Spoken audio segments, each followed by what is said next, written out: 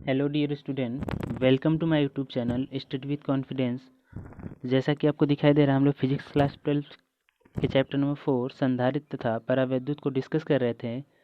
इसके पार्ट 1 को हम लोग डिस्कस कर चुके हैं। आज के इस वीडियो में हम लोग इसके पार्ट 2 को डिस्कस करेंगे और इसका फाइनल वीडियो होगा। इसमें हम पूरे चैप्टर को फिनिश करेंगे। वीडियो को स्टार्ट करने से पहले अभी तक आपने मेरे चैनल को सब्सक्राइब नहीं किया तो प्लीज़ सब्सक्राइब कर लीजिए और बगल में जो बेल आइकन बन के आ रहा है उसे भी ऑन कर लीजिए, ताकि जब भी मैं कोई नई वीडियो अपलोड करूं तो उसका नोटिफिकेशन आपको तुरंत मिल जाए। तो चलिए आज का वीडियो स्टार्ट करते हैं।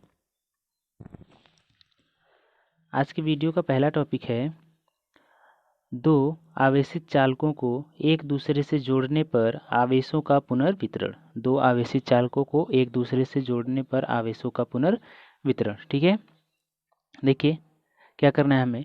सर्वप्रथम मान लेना है कि माना दो पृथक के चालकों ए व बी जिनकी धारिताएं क्या हैं, क्रमशः C1 और C2 हैं। उनको Q1 और Q2 आवेश देने पर उनका विभव का जो मान होता है वो क्या हो जाता है, V1 और V2 हो जाता है। ठीक है, देखिए सर्वप्रथम पहले मान लीजिए कि दोनों जो गोले हैं आवेशित एक दूसरे से जुड़े हुए नहीं है। तो जो चालक ए है इसकी धारिता क्या है, C1, और जो चालक बी है इसकी धारिता क्या है, C2।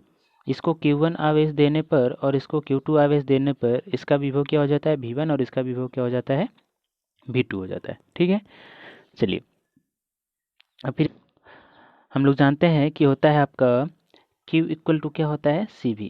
तो यहाँ अगर Q1 बराबर लिखेंगे तो हो जाएगा C1 V1 और Q2 बराबर क्या हो जाएगा, C2 V2 हो जाएगा। तो ये लिखा गया है कि Q1 बराबर क्या हो जाएगा, C1 V1 और Q2 बराबर क्या हो जाएगा, C2 V2। ठीक है, आगे देखते हैं। तो अब देखिए क्या करना है हमें, दोनों चालकों को किसी तार द्वारा क्या कर देना है, जोड़ देना है। ठीक है, तो लिखेंगे भाई यदि दोनों चालकों को एक पतले तार द्वारा जोड़ दिया जाए तो धनावेश उच्च विभव वाले चालक ए से निम्न विभव वाले चालक बी की ओर क्या करने लगता है, जाने लगता है। और यह आवेश तब तक जाता रहता है जब तक कि दोनों चालकों का विभव क्या हो जाता है, समान नहीं हो जाता है। ठीक है, देखिए यहाँ पर क्या किया गया है, तो जो दोनों चालक थे पहले अलग अलग थे, अब इनको पतले तार द्वारा क्या कर दिया गया है, जोड़ दिया गया है। तो चालक ए का जो विभव है V1 वो क्या है, ज़्यादा है चालक बी के विभव से। तो इधर से विभव क्या होगा, इधर की ओर जाने लगेगा और तब तक जाता रहेगा जब तक कि दोनों का विभव क्या हो जाए, समान न हो जाए। ठीक है, अब दूसरे शब्दों में हम कह सकते हैं कि जो आवेशों का पुनर्वितरण होता है, ठीक है, आवेशों का पुनर्वितरण होता है, परंतु जो आवेश की कुल मात्रा होती है वो क्या रहती है, नियत रहती है। जैसे सपोज करिए, मान लीजिए पहले इसका आवेश कितना रहा है, 6 माइक्रोकुलाम। चालक ए का जो आवेश था वो कितना रहा, 6 माइक्रोकुलाम। और फिर इसका मान लीजिए कितना है, 4 माइक्रोकुलाम है। मान लीजिए 2 माइक्रोकुलाम आवेश क्या हुए, इससे इस पर स्थानांतरित हो गए, तो इसका कितना बचा, 4 माइक्रोकुलाम, और इस पे कितना हो गया, 6 माइक्रोकुलाम हो गया। ठीक है, अब देखिए पहले जब चालक तार द्वारा इन्हें जोड़ा नहीं गया था तो जो कुल आवेश था Q1 प्लस Q2 कितना है, 10 माइक्रोकुलाम। और यहाँ तार द्वारा जोड़ने के बाद भी यहाँ जो आवेश है कुल वो कितना है, 10 माइक्रोकुलाम। यानी आवेश की मात्रा जो रहेगी वो क्या रहेगी, हमेशा नियत रहेगी। ठीक है, तो वही लिखा गया है कि दोनों चालकों दूसरे शब्दों में आवेशों का पुनर्वितरण होता है, परंतु आवेश की जो कुल मात्रा Q1 प्लस Q2 रहती है वो क्या रहती है, नियत रहती है। यदि, ठीक है, यदि जो तार पतले तार द्वारा जो जोड़ा गया है दोनों को, उसकी धारिता को क्या मान लिया गया है, नगण्य मान लिया गया है। ठीक है, तो उनकी संयुक्त धारिता क्या हो जाएगी, इन दोनों की जो संयुक्त धारिता हो जाएगी वो क्या हो जाएगी, C1 प्लस C2 हो जाएगी। ठीक है, दोनों की जो संयुक्त जुड़ने के बाद जो धारिता हो जाएगी उसका मान क्या हो जाएगा, C1 प्लस C2। अब देखिए जो कह रहा है कि पतले तार द्वारा जोड़ने पर उच्च विभव से निम्न विभव की ओर क्या होता है, विभव जाने लगता है। ठीक है, और तब तक जाता रहेगा जब तक कि दोनों का विभव क्या हो जाए, समान न हो जाए। तब जोड़ने के बाद जो उनका विभव हो जाएगा वो उभयनिष्ठ हो जाएगा, दोनों का जो विभव हो जाएगा समान हो जाएगा, तो बराबर हो जाए, तो इसलिए हम कह सकते हैं उसको क्या, उभयनिष्ठ विभव। ठीक है, तो मान लिया जो उभयनिष्ठ विभव क्या है, V है, और उभयनिष्ठ विभव बराबर क्या हो जाएगा, कुल आवेश बट्टे संयुक्त धारिता। ठीक है, कुल आवेश बट्टे संयुक्त धारिता। तो कुल आवेश आपका क्या है, तो कुल आवेश है आपका Q1 प्लस Q2, और कुल संयुक्त धारिता जो है वो कितनी है, C1 प्लस C2। ठीक है, अब उपर्युक्त समीकरण में देखिए यहाँ Q1 बराबर क्या है, C1 C2, और Q2 बराबर क्या है, C2 V2। ठीक है, तो यहाँ से हम लिख देंगे Q1 की जगह उसका मान और Q2 की जगह उसका मान। तो Q1 की जगह मान रखेंगे तो हो जाएगा C1 V1 C2 V2 upon C1 plus C2। यहाँ से हो जाएगा उभयनिष्ठ विभव का मान। ठीक है, इस पर सवाल आया है 2018 में, तो आप इसको ध्यान में रखिएगा कि जो उभयनिष्ठ विभव का फार्मूला होता है वो क्या होता है, C1 V1 plus C2 V2 upon C1 plus C2। ठीक है, अब देखिए मान लिया कि जो आवेशों का पुनर्वितरण हुआ है, आवेशों के पुनर्वितरण के पश्चात अब जो चालक ए पर आवेश की मात्रा बची है वो कितनी बची है, क्यू डैश बची है, तथा चालक बी पर जो बची है वो कितना बची है, क्यू टू डैश बची है। ठीक है, अब देखिए ताल जो उनको तार के द्वारा जोड़ दिया गया है और उनका विभव भी क्या हो गया है, उभयनिष्ठ हो गया है। तो जो Q1 डैश का मान होगा, Q1 डैश का मान क्या होगा, C1 भी। ठीक है, क्योंकि दोनों का जो अब मान हो गया है, विभव क्या हो गया, बराबर हो गया है। इसी प्रकार Q2 डैश का मान क्या हो जाएगा, C2 V2 ना होकर क्या हो जाएगा, C2 V। क्यों, क्योंकि दोनों का जो विभव हो गया है वो क्या हो गया है, समान हो गया है, उभयनिष्ठ हो गया है। ठीक है, क्लियर है। अब देखिए यहाँ से अगर हम इनका अनुपात निकालना चाहें तो अनुपात निकालेंगे तो हमें क्या मिलेगा, देखिए Q1 डैश अपान Q2 डैश का अनुपात निकालेंगे तो यहाँ से C1 V अपान क्या हो जाएगा, C2 V। V से V क्या हो जाएगा, कैंसिल, तो हमें मिलेगा क्या, C1 C2। ठीक है, तो इस प्रकार हम देख सकते हैं कि दो आवेशित चालकों को परस्पर किसी चालक तार द्वारा जोड़ने पर पुनर्वितरित आवेशों का अनुपात उनकी धारिताओं के अनुपात के क्या होगा, बराबर होगा। ठीक है, यदि हम किसी आवेशित चालक को पतले तार द्वारा जोड़ देते हैं तो जो आवेशों का पुनर्वितरण हुआ है और उसके पश्चात जो आवेश बचे हैं दोनों चालकों पर, उनका जो अनुपात है Q1 डैश बटे Q2 डैश वो बराबर किसके होगा, C1 और C2 के बराबर होगा। ठीक है, C1 और C2 के अनुपात के क्या होगा, बराबर होगा। क्लियर है। चलिए अब आगे देखते हैं। अब आगे हमसे परीक्षा में पूछ सकता है कि स्थानांतरित आवेश की मात्रा, यानी कितना आवेश स्थानांतरित होता है। ठीक, तो स्थानांतरित आवेश की मात्रा, तो चालकों को जोड़ने से पहले चालक ए पर आवेश आपका कितना था, Q1, और चालक बी पर कितना था, Q2 था। ठीक है, अब चालक ए से चालक बी पर कितना आवेश गया है तो उसके लिए हमें व्यंजक निकालना है। तो आसान है, कैसे निकलेगा, बस लिख लेना है। अब जब जोड़ा नहीं गया तो चालक ए का आवेश कितना था, Q1, और जोड़ने के पश्चात जो पुनर्वितरण होने के पश्चात इस पर आवेश की मात्रा बची है वो कितनी बची है, Q डैश बची है। ठीक है, देखिए इसको समझिए। मान लीजिए आपके पास दो गोले थे। ठीक है, इस पर आवेश कितना था, 10 माइक्रोकुलाम। कितना था, 10 माइक्रोकुलाम। अब मान लीजिए कितना भी आवेश इस पर गया हो, ठीक है, तार द्वारा जोड़ने के बाद मान लीजिए इस पर आवेश बचा कितना, 6 माइक्रोकुलाम बचा।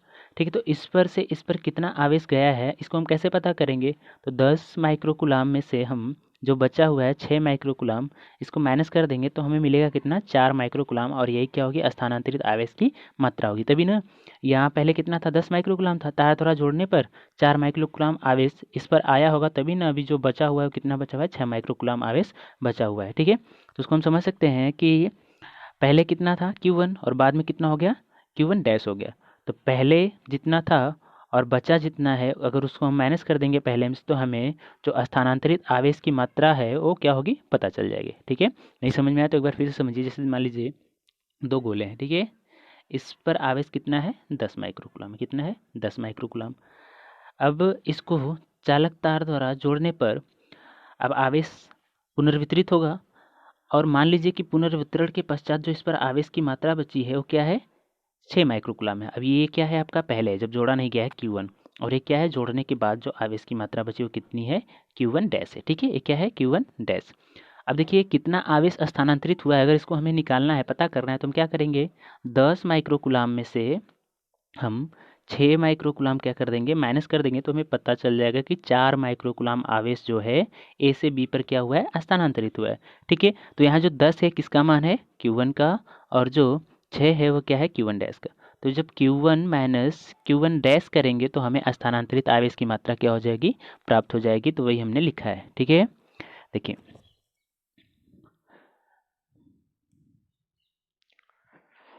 देखिए Q1 माइनस Q1 डैश, तो Q1 का मान क्या है, C1 V1, और Q1 डैश का मान क्या है, C1 V। क्यों, क्योंकि Q1 डैश क्या है, आवेशों के पुनर्वितरण के पश्चात आवेश की मात्रा है, और उस समय उनका विभव क्या हो गया, उभयनिष्ठ हो गया है, जो क्या है, V है। ठीक है, अब देखिए C1 क्या है, दोनों में कॉमन है, तो C1 कॉमन ले लिया, ये हो गया आपका V1। और जो उभयनिष्ठ विभव का फार्मूला आया था, उभयनिष्ठ विभव का फार्मूला वो क्या था, V equal to C1 V1 plus C2 V2 upon C1 plus C2, ये मान आया था। तो V की जगह हम क्या रख देंगे, इस उभयनिष्ठ के विभव के मान को रख देंगे। तो यहाँ रख दिया, तो मिला हमें क्या, V1 minus C1 V1 plus C2 V2 upon C1 plus C2।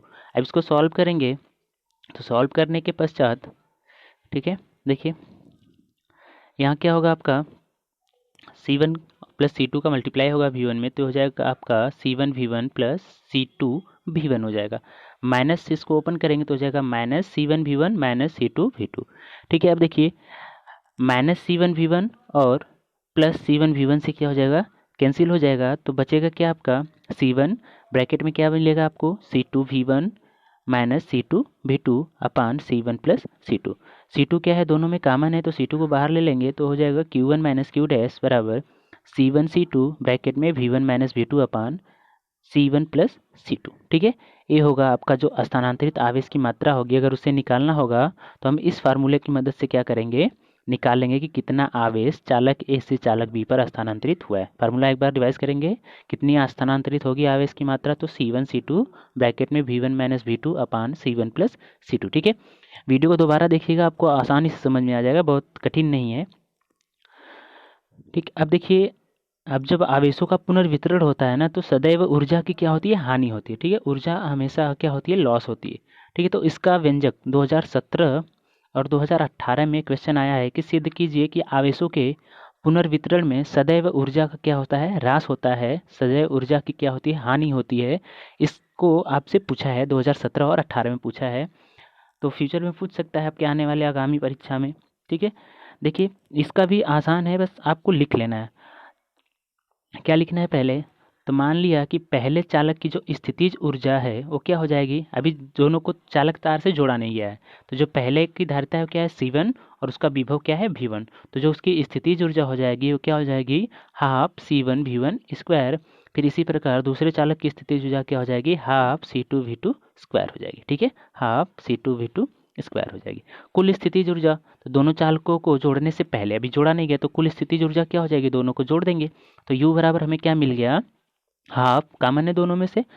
ठीक है, देखिए दोनों को जोड़ेंगे तो हो जाएगा आपका क्या, ये हो जाएगा आपका half C1 V1 square plus half C2 V2 square. ठीक है, हाफ कॉमन है तो हाफ कॉमन ले लेंगे तो हो जाएगा C1 V1 square plus C2 V2 square. ठीक है, ये हो जाएगी जब दोनों चालकों को तार से जोड़ा नहीं गया है तो उनकी कुल स्थितिज ऊर्जा हो जाएगी। ठीक है, देखिए यहाँ पर लिखा गया है U बराबर क्या हो जाएगा half C1 V1 square plus C2 V2 square, समीकरण नंबर 1 मान लिया इसको। ठीक है, अब दोनों चालकों को जोड़ने पर उनकी संयुक्त धारिता क्या हो गई थी C1 प्लस C2 और उनका अभिनिष्ट विभव क्या हो गया था V हो गया था। तो दोनों चालकों को जोड़ने पर जो कुल स्थितिज ऊर्जा हो जाएगी वो क्या हो जाएगी, तो जो उनकी कुल संयुक्त धारिता क्या है C1 प्लस C2। ठीक है, और जो विभव है वो क्या है V का स्क्वायर और ये हो जाएगा हाफ। तो ये क्या हो जाएगी, दोनों चालकों को तार से जोड़ने के पश्चात कुल स्थितिज ऊर्जा क्या हो जाएगी U डैश बराबर मान लिया क्या हो जाएगा half C1 plus C2 V का स्क्वायर, इसको मान लिया हमने क्या समीकरण 2।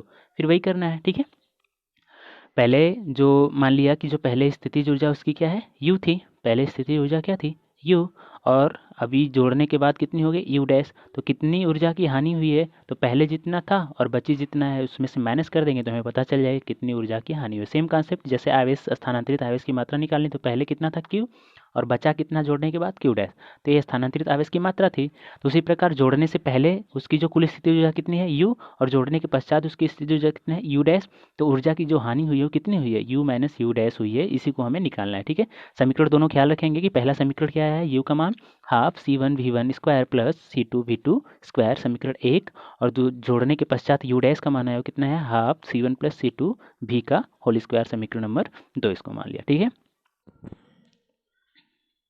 आगे बस लिख लेना है ऊर्जा का ह्रास, तो ऊर्जा का ह्रास कितना होगा U माइनस U डैश, फिर इसको सॉल्व करेंगे। ठीक है, सॉल्व करते हैं। ठीक है, तो U डैश का मान कितना है, U का मान कितना है half C1 V1 square plus C2 V2 square minus half C1 plus C2 का C2 फिर V का स्क्वायर, V क्या है उभयनिष्ठ विभव है। ठीक है, फिर इसका मान रखेंगे। ठीक है, उभयनिष्ठ विभव का मान रखेंगे तो क्या होता है C1 V1 plus C2 V2 upon C1 plus C2 का होल स्क्वायर हो जाएगा। अब देखिए इसको सॉल्व करेंगे, हो जाएगा हाफ C1 V1। ठीक, अब इसको सॉल्व करते हैं तो देखिए यहाँ पर थोड़ा सा देख लेते हैं।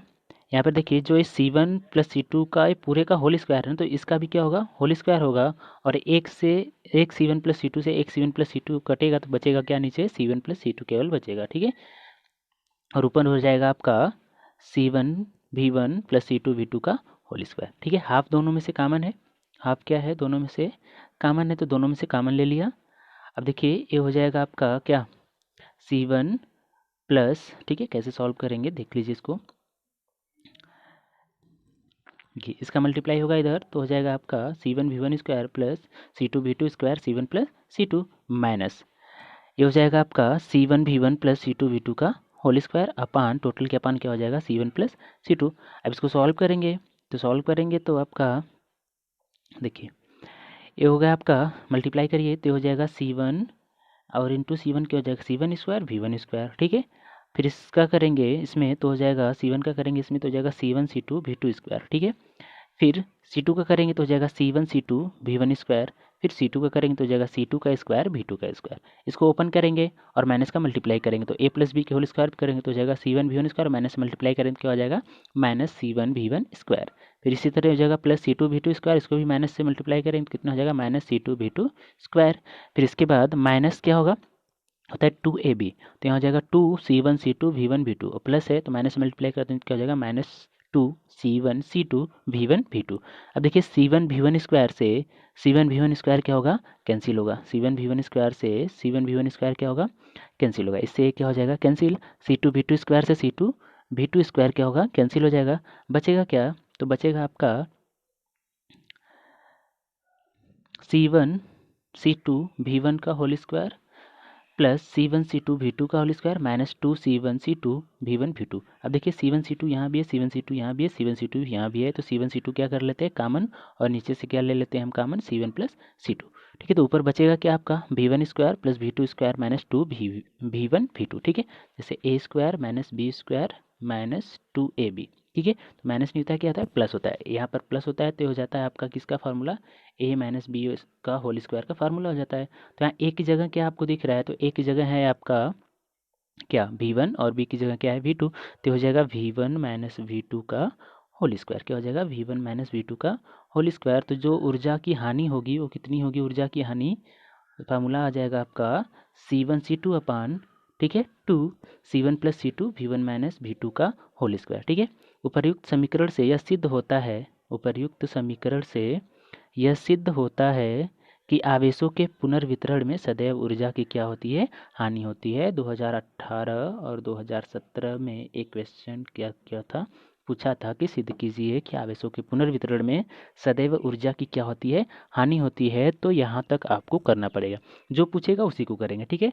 आपसे पूछेगा कि सिद्ध कीजिए कि ऊर्जा की हानि होती है तो बस आपको इतना लिख देना है कि आवेशों के पुनर्वितरण में ऊर्जा की हानि, ऊर्जा का ह्रास, ठीक है। स्थानांतरित आवेश की मात्रा पूछेगी तो उसको निकाल देंगे जो आया था आपका। फिर इसके बाद बस इतना ही करना है। आगे देखते हैं आगे कौन सी टॉपिक है। आगे टॉपिक है आपकी संधारित्र। संधारित्र क्या होता है, संधारित्र कह रहा है किसी भी आकार के ऐसे चालकों का युग्म जो एक दूसरे से अल्प दूरी पर क्या होते हैं स्थित होते हैं तथा उन पर बराबर एवं विपरीत आवेश होता है, ऐसा युग्म क्या कहलाता है संधारित्र कहलाता है। और उन दोनों चालकों की क्या कहते हैं संधारित्र की प्लेटें कहते हैं, संधारित्र की क्या कहते हैं प्लेट। क्या कह रहा है कि किसी भी आकार के ऐसे चालकों का युग्म, ठीक है, मान लिया दो चालक हैं ये A और B, ठीक है, जिन पर क्या है बराबर बराबर परंतु क्या है विपरीत आवेश होते हैं, तो ऐसे युग्म को, ठीक है, मान लिया ये दोनों एक दूसरे से अल्प दूरी पर स्थित है, तो ऐसे चालकों के युग्म को ही हम क्या बोलते हैं संधारित्र बोलते हैं, ठीक है। क्या बोलते हैं संधारित्र कैपेसिटर बोलते हैं, ठीक है। क्लियर, कि हमने बनाया भी है कि दो चालक हैं, ठीक है, एक है चालक A एक है चालक B, इस पर प्लस आवेश है और उस पर क्या है माइनस आवेश और एक दूसरे से अल्प दूरी D पर स्थित हैं, तो इसको हम क्या बोलेंगे संधारित्र बोलेंगे, ठीक है। डेफिनेशन तुरंत याद होनी चाहिए, बहुत ही अलग और बहुत ही आसान डेफिनेशन है कि किसी भी आकार के ऐसे चालकों का युग्म जो एक दूसरे से अल्प दूरी पर स्थित होते हैं तथा उन पर बराबर एवं विपरीत आवेश होता है, ऐसा युग्म क्या कहलाता है संधारित्र कहलाता है। और चालकों को, जो दोनों चालक A और B हैं, इसको क्या बोलते हैं संधारित्र की प्लेटें बोलते हैं, ठीक है। एक धन प्लेट है, दूसरी क्या है ऋण प्लेट है। अब संधारित्र की धारिता क्या होती है, क्वेश्चन पूछता है कि संधारित्र की धारिता को डिफाइन कीजिए।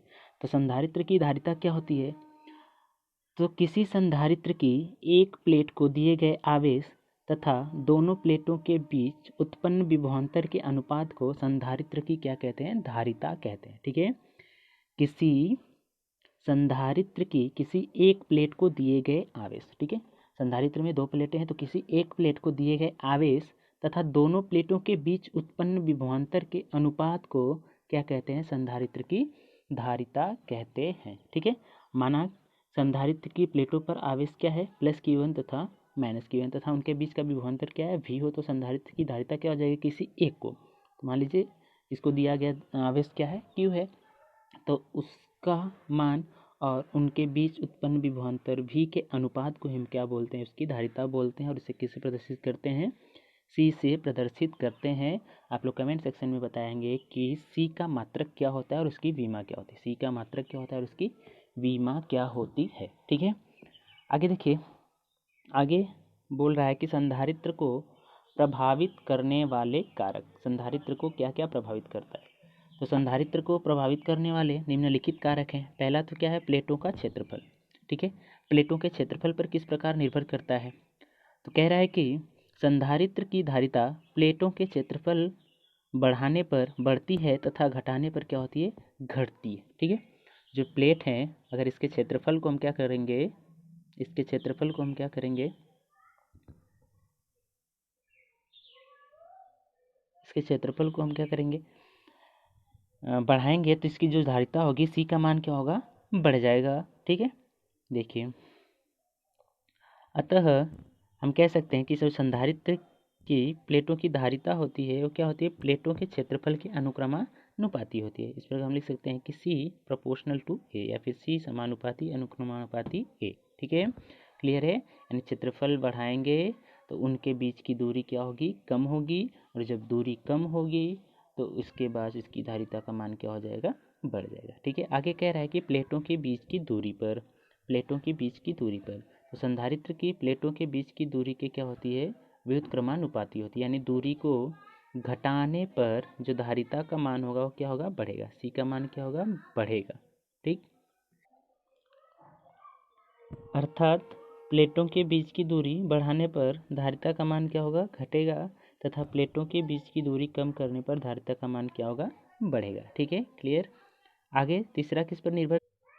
तो तीसरा निर्भर करता है दोनों प्लेटों के बीच उपस्थित माध्यम पर। ठीक है, संधारित्र की धारिता दोनों प्लेटों के बीच स्थित माध्यम पर निर्भर करती है तथा परावैद्युत माध्यम होने पर क्या होती है? बढ़ जाती है। ठीक है, यदि हम किसी संधारित्र की धारिता को बढ़ाने चाहते हैं तो उसमें हम क्या रख देंगे? कोई परावैद्युत पदार्थ रख देंगे, जैसे मोम। ठीक है, अर्थात संधारित्र की धारिता भी क्या होती है? माध्यम के परावैद्युतांक के क्या होती है? अनुक्रमानुपाती होती है। C प्रोपोर्शनल टू K होती है। ठीक है, क्लियर है? परावैद्युत पदार्थ क्या होते हैं? तो परावैद्युत पदार्थ क्या होते हैं आपके? वे पदार्थ जो अपने में से वैद्युत धारा प्रवाहित नहीं होने देते हैं, वे पदार्थ जो अपने में से वैद्युत धारा प्रवाहित नहीं होने देते हैं, परंतु वैद्युत क्षेत्र में रखने पर, ठीक है, परंतु वैद्युत क्षेत्र में रखने पर वैद्युत प्रभाव को क्या करते हैं? प्रदर्शित करते हैं। उनको हम क्या बोलते हैं? परावैद्युत पदार्थ बोलते हैं। ठीक है, उनको क्या बोलते हैं हम? परावैद्युत पदार्थ बोलते हैं। ठीक, ठीक है, परावैद्युत पदार्थ क्या होते हैं? तो जैसे परावैद्युत पदार्थ में आपका हो जाएगा मोम, हो जाएगा परावैद्युत पदार्थ में मोम। ठीक, मोम, वो जो ये प्लास्टिक वाली मोम नहीं, जो जिससे बच्चों को मिजा जाता है, वो वाला मोम। मोम हो गया, कांच हो गया, पैराफिन हो गया, अभ्रक हो गया, ये सब क्या होते हैं? परावैद्युत पदार्थ होते हैं। ठीक है, चलिए आगे देखते हैं, आगे क्या है? तो आगे है समांतर प्लेट संधारित्र की धारिता। समांतर प्लेट संधारित्र की धारिता इम्पोर्टेंट। ठीक है, क्वेश्चंस आते हैं यहाँ से, और इसका व्यंजक प्राप्त करने के लिए डायरेक्टली दे देता है कि समांतर प्लेट संधारित्र की धारिता का व्यंजक ज्ञात कीजिए। बहुत ही आसान है, बस ध्यान से आप इसको देखिए। ठीक है, सर्वप्रथम हमें क्या करना है? मान लेना है कि एक संधारित्र है। ठीक है, संधारित्र में क्या होती है? दो प्लेटें होती हैं, दोनों पर बराबर परंतु विपरीत आवेश होते हैं। मान लिया एक संधारित्र धातु की दो समतल प्लेटों x तथा y से मिलकर बना है, जिन पर आवेश क्या है? प्लस Q तथा माइनस कूलाम आवेश है। प्रत्येक प्लेट का क्षेत्रफल क्या है? a मीटर स्क्वायर है तथा उनके बीच की दूरी क्या है? d metre. इतना मान लेना है। ठीक है, मान लिया कि एक संधारित्र है, ठीक है, जो धातु की दो समतल प्लेटों x तथा y से मिलकर बना है, जिन पर प्लस q तथा माइनस q कूलाम आवेश है और उनके बीच की दूरी क्या है, d है। ठीक है। पुनः माना कि प्रत्येक प्लेट पर आवेश का जो पृष्ठ घनत्व है वो क्या है, सिग्मा है। ठीक है। आवेश के पृष्ठ घनत्व की परिभाषा और मात्रक और बीमा आप कमेंट सेक्शन में लिखेंगे। ठीक है। जो आवेशों का पृष्ठ घनत्व क्या है, सिग्मा है। तो हम जानते हैं कि एक समान व विपरीत आवेशों के दो समांतर चादरों के बीच किसी बिंदु पर जो वैद्युत क्षेत्र की तीव्रता होती है वो कितनी होती है, सिग्मा अपान एप्सिलॉन नॉट होती है। ठीक है। इसको हमने बताया भी था गॉस की प्रमेय वाले चैप्टर में कि गॉस के नियम का अनुप्रयोग करके निकालना था समतल चादर के निकट वैद्युत क्षेत्र की तीव्रता। ठीक है। यहाँ फिर समझ लेते हैं। जैसे मान लीजिए दो प्लेटें हैं। ठीक है। एक क्या है प्लस, एक क्या है माइनस है। तो प्लस के कारण क्या होगी, बाहर की ओर होगी, और माइनस के कारण क्या होगी, अंदर की ओर होगी। ठीक है। यहाँ प्लस के कारण बाहर की ओर और माइनस के कारण क्या होगी, अंदर की ओर होगी। माइनस के कारण अंदर की ओर और प्लस के कारण क्या होगी, बाहर की ओर होगी। तो यहाँ फिर वैद्युत क्षेत्र क्या होगा, शून्य, और यहाँ पर भी वैद्युत क्षेत्र क्या होगा, शून्य। ठीक है। लेकिन जो बीच में होगा इसके कारण होगा बाहर की ओर, और माइनस के कारण क्या होगा, इधर। सेम दिशा में होने के कारण जो ई का मान हो जाता है वो क्या हो जाता है, बराबर हो जाता है, E1 प्लस E2 हो जाता है। ठीक है।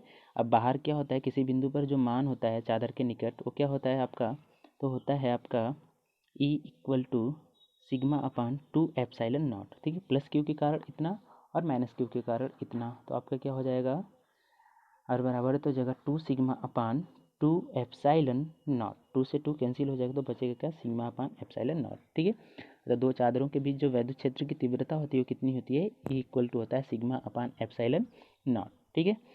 अब प्रत्येक प्लेट पर जो आवेश है वो क्या है, Q, तथा प्रत्येक प्लेट का जो क्षेत्रफल है वो क्या है, A है। अतः पृष्ठीय घनत्व की परिभाषा से क्या हो जाएगा आपका, sigma equal to Q upon A हो जाएगा। सिग्मा इक्वल टू क्या हो जाएगा, Q अपान A हो जाएगा। ठीक है। समीकरण 1 से देखिए हम सिग्मा का मान क्या लिख सकते हैं, तो सिग्मा का मान क्या हो जाएगा आपका, यहाँ से हो जाएगा E इंटू एप्सिलॉन नॉट। ठीक है। सिग्मा का मान अब यहाँ हम रखेंगे, सिग्मा का मान तो हो जाएगा आपका E epsilon naught Q upon A। Epsilon naught नीचे आएगा तो हो जाएगा E equal to epsilon naught into A। ठीक है। जैसे देखिए इसका मान हमें रख देना है तो यहाँ से निकालेंगे तो हो जाएगा क्या आपका, E इंटू एप्सिलॉन नॉट। ठीक। यहाँ Q upon A, Q upon A। Epsilon not को इधर भेजेंगे तो डिवाइड हो जाएगा तो इक्वल टू हो जाएगा आपका क्या, Q upon epsilon naught into A। इसको मान लिया हमने क्या, समीकरण 2। ठीक है। आगे देखते हैं आगे पुनः माना कि प्लेटों के बीच का विभवांतर क्या है, V है, तथा प्लेटों के बीच की जो दूरी है वो क्या है, D है। तो जो वैद्युत क्षेत्र की तीव्रता हो जाएगी क्या हो जाएगा, E इक्वल टू हो जाएगा V अपान D। ठीक है। इसको भी फार्मूला हमने पढ़ा है कि दोनों प्लेटों के बीच की दूरी और विभवांतर का जो अनुपात होता है क्या होती है, वैद्युत क्षेत्र की तीव्रता क्या होती है, बराबर होती है। ठीक है। अतः समीकरण 2 से, ठीक है, समीकरण 2 में हम E का मान रख देंगे जो भी आया था, E इक्वल टू क्या आया था, समीकरण 2 हमारा Q अपान इक्वल टू आया था हमारा Q upon epsilon naught into A। ठीक है। ई की जगह हम इसको रखेंगे तो आपका हमें मिल जाएगा क्या, मिल जाएगा V upon D equal to Q upon epsilon naught. यहाँ से V बराबर क्या हो जाएगा, D इधर जाएगा तो हो जाएगा Q into D upon epsilon naught into A। इसको मान लिया हमने क्या, समीकरण नंबर 3। अब हम जानते हैं कि संधारित्र की धारिता, जो संधारित्र की धारिता होती है वो क्या होती है, Q इक्वल टू होती है CV। ठीक है। Sorry, Q equal to CV होती है। तो यहाँ C बराबर हम क्या लिख सकते हैं, C बराबर लिख सकते हैं Q अपान V, लिख सकते हैं ना। फिर परिभाषा से, संधारित्र की परिभाषा से भी लिख सकते हैं, किसी एक प्लेट के दिए गए आवेश तथा उन प्लेटों के बीच उत्पन्न विभवांतर के अनुपात को क्या बोलते हैं, संधारित्र की धारिता बोलते हैं। तो यहाँ से C इक्वल टू हो जाएगा Q अपान V, और V का मान आया हुआ है समीकरण 3 से समीकरण 4 में V का मान रखने पर। तो C बराबर क्या हो जाएगा, Q अपान V का मान क्या है, Q into D upon epsilon naught into A। ठीक है। Q से Q क्या हो जाएगा, cancel, epsilon naught into A क्या जाएगा ऊपर, तो हो जाएगा C equal to epsilon naught into A upon D। ठीक है। C इक्वल टू क्या हो जाएगा, epsilon naught into A upon D। ठीक है। एक इसके लिए आया है तो निर्वात के लिए आया है। ठीक है। फिर इसके बाद यदि प्लेटों के बीच कोई परावैद्युत पदार्थ रखा हो जिसका परावैद्युतांक क्या हो, तो जो समांतर प्लेट की संधारित्र की धारिता हो जाएगी क्या आ जाएगी, K गुना हो जाएगी, यानी हो जाएगा K epsilon not A upon D, K epsilon not upon D। ठीक है। इसी के बेस पर सवाल है, इसको आप लगाएंगे क्या कह रहा है सवाल कि एक समांतर प्लेट संधारित्र की धारिता ज्ञात कीजिए। ठीक है, कोई समांतर प्लेट संधारित्र है, उसकी क्या ज्ञात करनी है आपको, धारिता ज्ञात करनी है। यदि प्रत्येक प्लेट का क्षेत्रफल क्या दिया है, 40 सेंटीमीटर स्क्वायर दिया है, तो आपको निकालना है, दोनों प्लेटों के बीच की दूरी दिया है 2 मीटर, तो आपको निकालना क्या है, सी का मान निकालना है। ठीक है, आसानी से हो जाएगा सॉल्व। आप सॉल्व करके आंसर कमेंट सेक्शन में बताएंगे। यहाँ से आप लिख लेंगे जो डी का मान दिया है वो कितना दिया है, डी का मान दिया है 2 मीटर और ए का मान कितना दिया है, 40 सेंटीमीटर स्क्वायर। ठीक है, अब इसको बदलेंगे मीटर स्क्वायर में, तो हो जाएगा 40 गुणे 10 पे घाते -4 मीटर स्क्वायर। ठीक है, 40 गुणे 10 पे घाते -4 मीटर स्क्वायर। बस रख देंगे C equal to epsilon naught A upon D में रख देंगे, बस सॉल्व कर देंगे, सी का मान आ जाएगा। ठीक है, कमेंट सेक्शन में आंसर आप लोग जरूर बताएंगे। चलिए आगे देखते हैं। आगे टॉपिक है कि समांतर प्लेट संधारित्र की धारिता ज्ञात कीजिए जबकि उसकी प्लेटों के बीच टी मोटाई का कोई परावैद्युत पदार्थ रखा हो। ठीक है, find the capacitance of parallel plate capacitor filled with dielectric substance of thickness t. ठीक है, या फिर ऐसे पूछ सकता है कि जब उसके बीच आंशिक रूप से कोई परावैद्युत पदार्थ रखा हो, तब भी हमें यही जो मतलब हेडिंग है इसी को हमें सॉल्व करना है। ठीक है, देखिए सर्वप्रथम मान लेते हैं कि माना वही करना है, माना एक्स तथा वाई समांतर प्लेट संधारित्र की क्या है, दो प्लेटें। ठीक है, एक्स और वाई समांतर प्लेट संधारित्र की क्या है, दो प्लेटें हैं जिनके बीच की दूरी क्या है, डी मीटर। इसके बीच की दूरी, दोनों प्लेटों के बीच की दूरी क्या है, डी मीटर है, तथा प्रत्येक प्लेट का जो क्षेत्रफल है वो क्या है, ए मीटर स्क्वायर है। इतना मान लिया।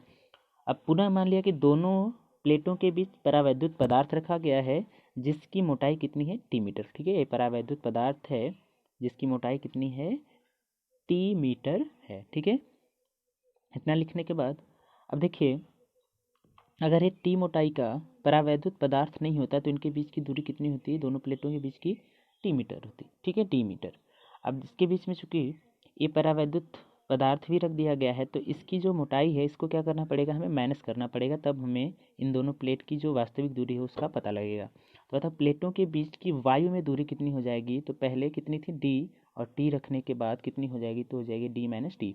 अब इन दोनों प्लेटों के बीच की जो दूरी है वो कितनी रहेगी, है डी माइनस टी रहेगी। वो भी किस में रहेगी है, तो वायु में रहेगी। किस में रहेगी है, वायु में रहेगी है। ठीक है, अभी हमने पढ़ा कि इक्वल टू क्या होता है, तो इक्वल टू होता है आपका v अपान डी, ये होता है फॉर्मूला। ठीक है, अब d क्या है, दूरी है। ठीक है, तो पहली प्लेट के लिए v1 मान लिया, v1 बराबर मान लिया क्या हो जाएगा, e।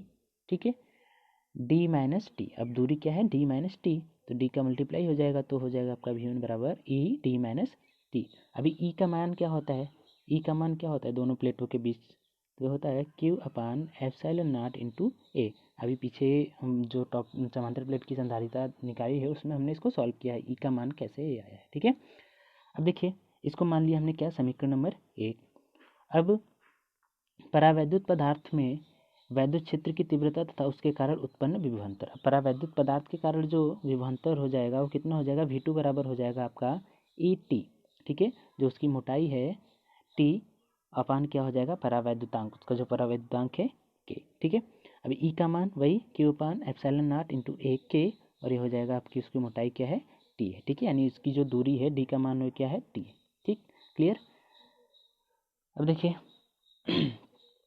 प्लेटों के बीच का कुल विभवांतर, तो प्लेटों के बीच का कुल विभवांतर वो कितना हो जाएगा, v इक्वल टू हो जाएगा v1 plus v2। v equal to क्या हो जाएगा, v1 प्लस v2। v1 का मान समीकरण 1 से रखेंगे तो क्या हो जाएगा, q upon epsilon not a d minus T, और v2 का मान क्या है, q upon epsilon not a k into T. q upon epsilon not a क्या है, काम ने तो बाहर कर लिया, अंदर क्या बचा, d minus T plus T upon K. ठीक है, a बचा v। ठीक है, तो इसको हमें याद रखना है, इसको मान लिया हमने क्या, समीकरण 3। अब हम जानते हैं पुनः संधारित्र की धारिता क्या होती है, तो होती है C इक्वल टू क्यू अपान भी, और भी का मान समीकरण 4 में हम रखेंगे। ठीक है, तो लिखेंगे कि समीकरण 3 से भी का मान समीकरण 4 में रखने पर, समीकरण 3 से भी का मान समीकरण 4 में रखने पर, तो रखेंगे तो C बराबर क्या हो जाएगा, Q upon epsilon naught D minus T plus T upon K. Q से क्यू क्या होगा, कैंसिल, बचेगा क्या, एप्सिलॉन नॉट ए जाएगा ऊपर, तो हो जाएगा epsilon naught A upon D minus T plus T upon K.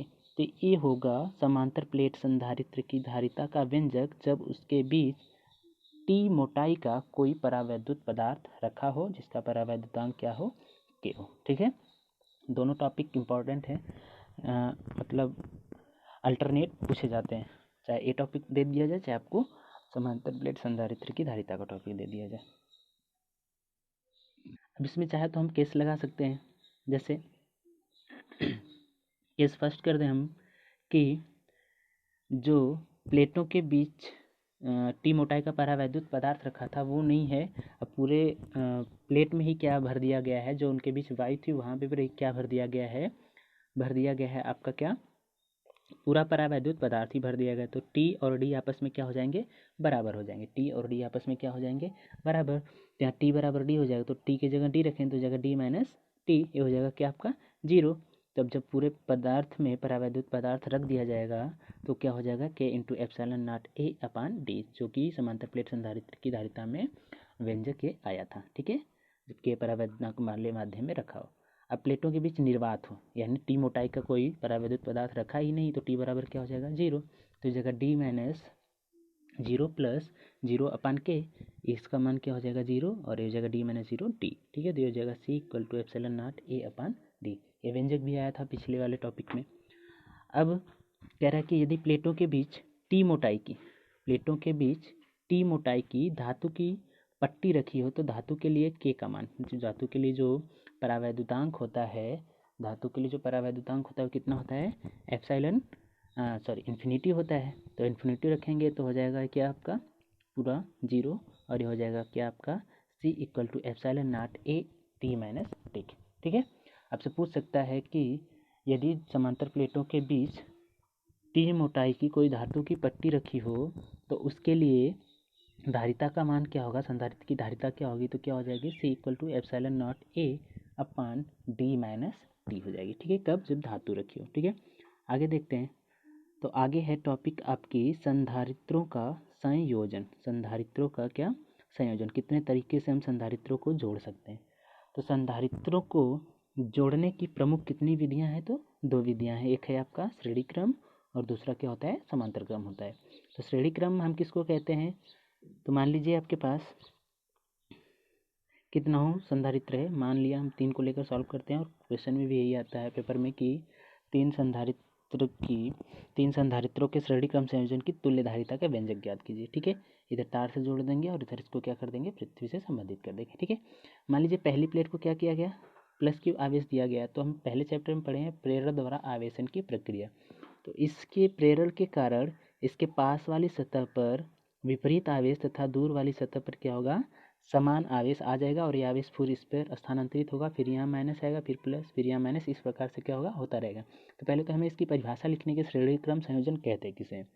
तो परिभाषा आसान है कि जब पहले संधारित्र की दूसरी प्लेट को, पहले संधारित्र की दूसरी प्लेट को दूसरे संधारित्र के पहली प्लेट से, दूसरे संधारित्र के पहले प्लेट से तथा दूसरे संधारित्र की दूसरी प्लेट को तीसरे संधारित्र के पहली प्लेट से जोड़ते हैं तो संधारित्रों का ऐसा संयोजन क्या कहलाता है, श्रेणी क्रम संयोजन कहलाता है। ठीक है, लिखने में कुछ मिस्टेक हो गई है तो ध्यान से आप सुन लीजिए कि जब पहले संधारित्र के दूसरे प्लेट को दूसरे संधारित्र की पहली प्लेट तथा दूसरे संधारित्र की दूसरी प्लेट को तीसरे संधारित्र के पहली प्लेट से जोड़ते हैं तो संधारित्रों का ऐसा संयोजन क्या कहलाता है, श्रेणी क्रम संयोजन कहलाता है। ठीक है, इसको नोट करके लिख लीजिएगा, यहाँ कुछ गड़बड़ हो गया है।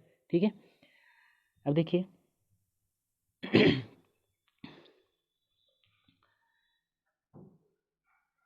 इस चित्र को आप लोग बनाएंगे।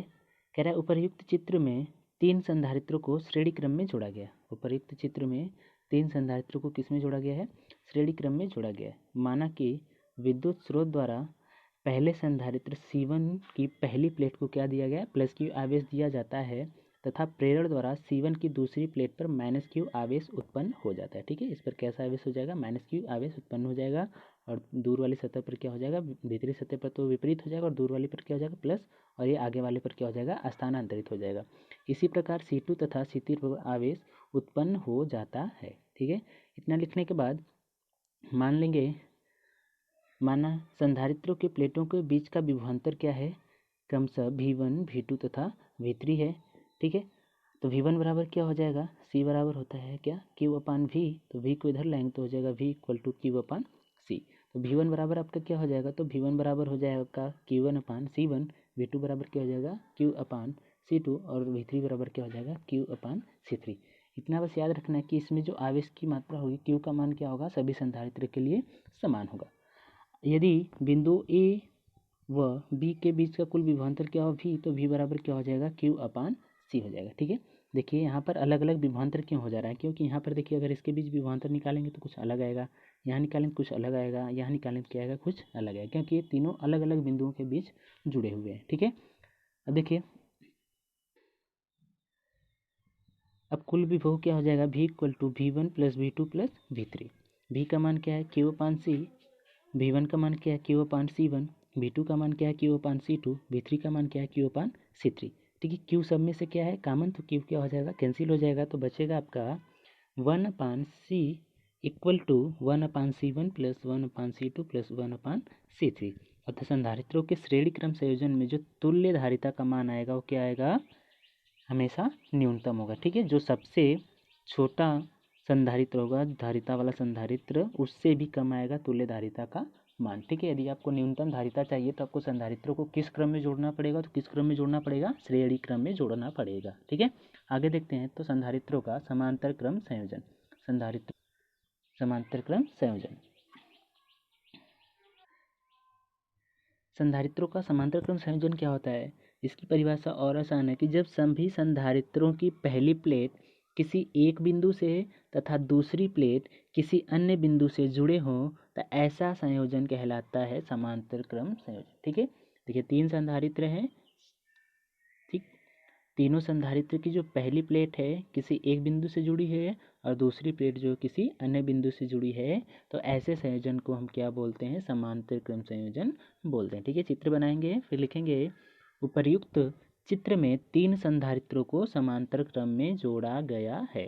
ठीक है, अब कह रहा है कि माना किसी विद्युत स्रोत द्वारा बिंदु ए को प्लस Q आवेश दिया जाता है। अब देखिए तीनों अलग अलग, ठीक है, जो Q है क्या होगा, तीनों के लिए बढ़ जाएगा, तो इसके लिए Q1 होगा, तो Q1 के कारण इसके विपरीत प्लेट पर क्या आ जाएगा, माइनस, और यहाँ पर क्या आ जाएगा, प्लस, जो आएगा B पर, और B पर पृथ्वी के इलेक्ट्रॉन द्वारा क्या हो जाएगा, निरावेशित हो जाएगा। इसी प्रकार इस पर प्लस, ये भी निरावेशित, इस पर प्लस, ये भी निरावेशित। ठीक है, भीतरी वाली सतह पर क्या आ जाएगा, आपका विपरीत आवेश आ जाएगा। ठीक है, माना किसी विद्युत स्रोत द्वारा बिंदु ए को प्लस Q आवेश देने पर जो तीनों संधारित्रों पर उनकी धारिताओं के अनुपात में क्या हो जाता है, बढ़ जाता है।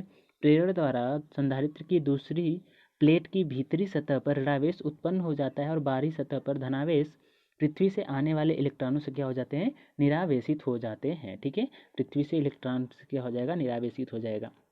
अब कह रहा है कि चूंकि तीनों संधारित्र बिंदु ए और बी के बीच जुड़े हुए हैं, ठीक है, देखिए तीनों संधारित्र एक ही बिंदु के बीच जुड़े हुए हैं, ए और बी के बीच, तो इनके बीच का जो विभवांतर होगा तीनों के लिए क्या होगा, समान होगा, बी का मान क्या होगा, समान होगा। तो वही कह रहा है कि चूंकि तीनों संधारित्र बिंदु ए तथा बी के बीच जुड़े हैं, अतः प्रत्येक संधारित्र की प्लेट के बीच समान विभवांतर भी माना होगा। ठीक है, समान विभवांतर होगा। बस हम लोग जानते हैं कि इक्वल टू क्या होता है, सी भी, तो Q1 बराबर क्या हो जाएगा, C1 भी, क्योंकि V का मान क्या है, समान है, तो C1 भी, Q2 क्या हो जाएगा, C2 भी, और Q3 का क्या हो जाएगा, C3 भी। ठीक है, तीनों संधारित्र पर कुल आवेश का मान क्या हो जाएगा, Q, और वो किसके बराबर हो जाएगा, Q बराबर हो जाएगा CV के। अब Q का मान क्या है, C1 भी, Q2 का मान क्या है, C2 भी, और Q3 का मान क्या है, C3 भी, और इधर CV भी कॉमन है, तो V को कॉमन करेंगे तो V क्या हो जाएगा, कैंसिल, और मिलेगा क्या, हमें मिल जाएगा हमें C equal to C1 plus C2 plus C3। अतः यदि हमें संधारित्रों के संयोजन में हमें तुल्य धारिता का जो मान है, अगर अधिकतम धारिता हमें चाहिए तो संधारित्रों को हमें किस क्रम में जोड़ना पड़ेगा, समांतर क्रम में जोड़ना पड़ेगा, तो जो हमें धारिता होगी वो कितनी प्राप्त होगी, अधिकतम प्राप्त होगी। ठीक है, देखिए यहाँ पर लिखा भी है कि अतः संधारित्रों के समांतर क्रम संयोजन में जो तुल्य धारिता का मान होगा क्या होगा, अधिकतम होगा। न्यूनतम के लिए हमें संधारित्रों को किस क्रम में जोड़ना पड़ेगा, तो किस क्रम में जोड़ना पड़ेगा, श्रेणी क्रम में जोड़ना पड़ेगा, और अधिकतम के लिए किस क्रम में जोड़ना पड़ेगा, तो किस क्रम में जोड़ना पड़ेगा, समांतर क्रम में जोड़ना पड़ेगा। ठीक है, किस क्रम में जोड़ना पड़ेगा, समांतर क्रम में जोड़ना पड़ेगा। ठीक है, आगे आखिरी टॉपिक है, और वो टॉपिक का नाम है Van de Graaff generator. Van de Graaff generator Van de Graaff जनित्र। ठीक है, ये भी 2017 और 18 में पूछा हुआ है, बहुत ही आसान है।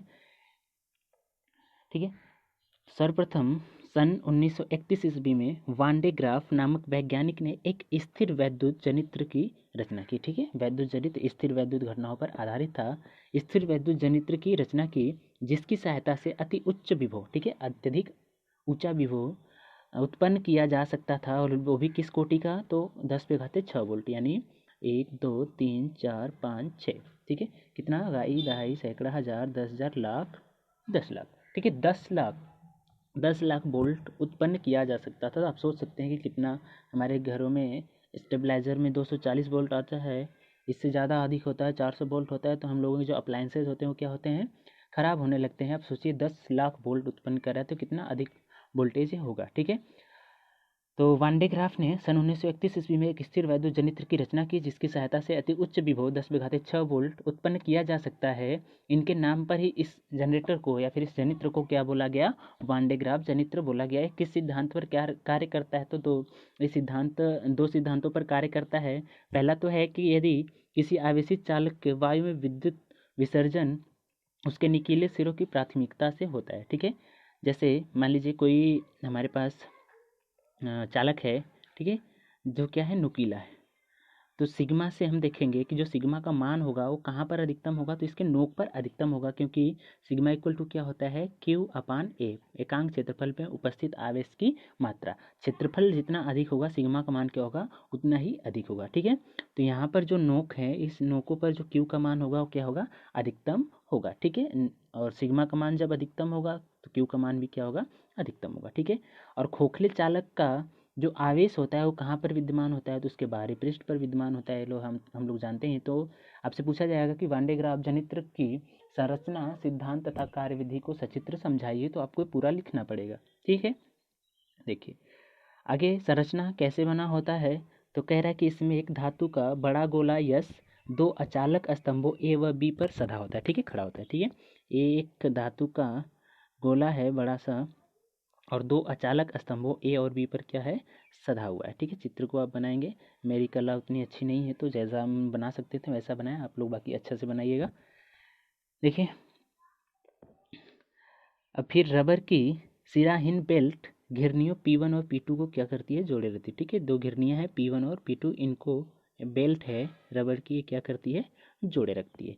ठीक है, जिसे मोटर की सहायता से क्या किया जाता है, चलाया जाता है। ठीक है, कैसे कार्य करता है, तो यहाँ पर देखिए, यहाँ से वोल्टेज दिया जाता है तो ये आयनित हो जाता है, और जो प्लस होता है इस बेल्ट की सहायता से जाता है, और एक जो कंघी C2 जुड़ी हुई है, इससे जो प्लस आवेश ऊपर की ओर जाता है, इसकी सहायता से इस बड़े गोले पर क्या हो जाता है, स्थानांतरित हो जाता है, और ये प्रक्रिया लगातार होती रहती है। तो धीरे धीरे जो बाहरी गोला है, बड़ा गोला यस है, इसका वोल्टेज क्या होता है, बहुत ही ज़्यादा हो जाता है। ठीक है, इस प्रकार से ये कार्य करता है। ठीक है, देखिए तो कैसे बना हुआ है, दो धातु की कंघियाँ हैं C1 और C2। ठीक है, दो घिरनियाँ हैं P1 और P2, और एक बड़ा सा गोला है, और अचालक स्तंभ पर ही खड़ा हुआ है। इसके लिए एक वैद्युत मोटर चाहिए और एक बेल्ट चाहिए। बेल्ट को घुमाने के लिए क्या चाहिए, हमें वैद्युत मोटर चाहिए। ठीक है, देखिए कार्यविधि कैसे कार्य करता है, तो कह रहा है कि जब C1 को अति उच्च विभव दिया जाता है, ठीक है, C1 को विभव दिया जाता है, तो तीक्ष्ण बिंदुओं, ठीक है, जो इसके नुकीले, तीक्ष्ण मतलब क्या है, नुकीले जो बिंदुओं की क्रिया के फलस्वरूप क्या उत्पन्न करते हैं, आयन, और धनायनों व कंघे C1 के बीच प्रतिकर्षण होता है। ठीक है, धनायनों और जो कंघे C1 है इनके बीच क्या होता है, प्रतिकर्षण होता है, जिसके कारण धनायन बेल्ट पर चले जाते हैं, और गतिमान बेल्ट द्वारा ये कहाँ ले जाए जाते हैं, ऊपर, और C2 के तीक्ष्ण सिरों बेल्ट को क्या करते हैं, छूते हैं। इस प्रकार C2 आवेश एकत्रित करता है, और ये आवेश शीघ्र ही गोले यस के बाहरी पृष्ठ पर क्या होता है, स्थानांतरित हो जाता है। चूँकि बेल्ट जो है वो क्या है, निरंतर घूमती रहती है, और यह प्रक्रिया लगातार होती रहती है। इस प्रकार से जो गोले यस का विभव होता है वो क्या हो जाता है, अत्यधिक ऊंचा हो जाता है। ठीक है, इस प्रकार से आपका ये चैप्टर समाप्त होता है। आगे के वीडियो में हम लोग न्यूमेरिकल को सॉल्व करेंगे। वीडियो अगर आपको अच्छा लगा हो तो वीडियो को लाइक और चैनल को सब्सक्राइब तथा वीडियो को शेयर करना मत भूलिएगा। धन्यवाद।